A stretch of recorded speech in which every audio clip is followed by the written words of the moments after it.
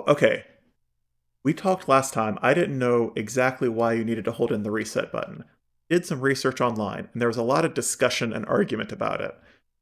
But it seemed like the consensus, and the most convincing explanation I saw, is that so there's a bunch of RAM involved in running the Nintendo. There are two sticks of RAM inside the console. Those are the work RAM for the CPU and the video RAM for the PPU, the picture processing unit, which is what in a modern computer we would call the GPU, the graphics processing unit.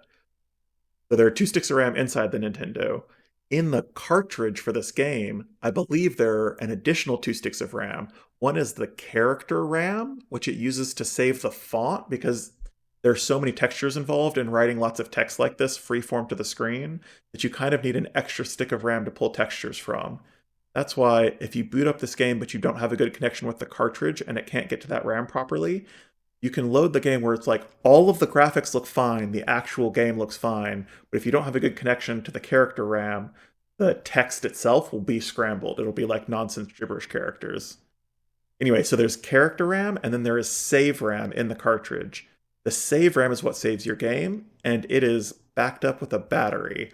So the RAM gets wiped if it loses power. So that all of the years that you have had your Zelda cartridge like sitting in your closet, the save RAM in the cartridge has been very slowly draining the little watch battery that is in the cartridge just to keep your save file. So the issue is that with the Nintendo, the power switch is a physical switch.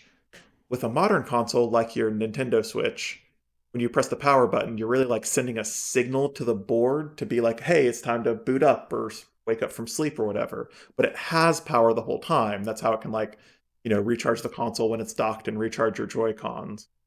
But the Nintendo, it's a physical power switch. So when you hit it, the system is flooded with power and it starts running. When you hit it again, it cuts off power to the whole system.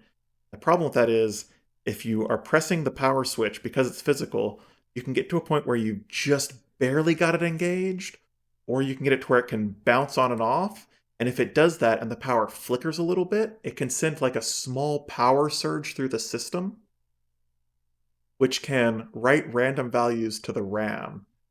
That's not a problem when it's the work RAM or the video RAM in the console, or even when it's the character RAM in the cartridge, because when you hit the power button, you're either like starting it up or shutting it down. So like if you write random RAM values as you're turning the console off, it doesn't matter. They're losing all of them anyway.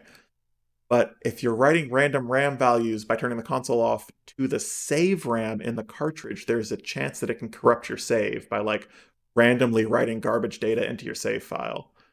The workaround that they found after the first revision of this game came out and people reported this problem is that if you hold down the reset switch, among other things, it physically cuts the cartridge off from the power in the console.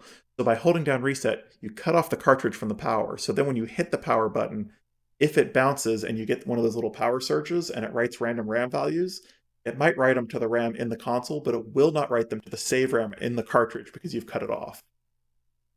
That is very complicated. You don't have to worry about that, but that is why this message was added with version 1.1 of the game. This is a revision A cartridge. It's just like a later released cartridge.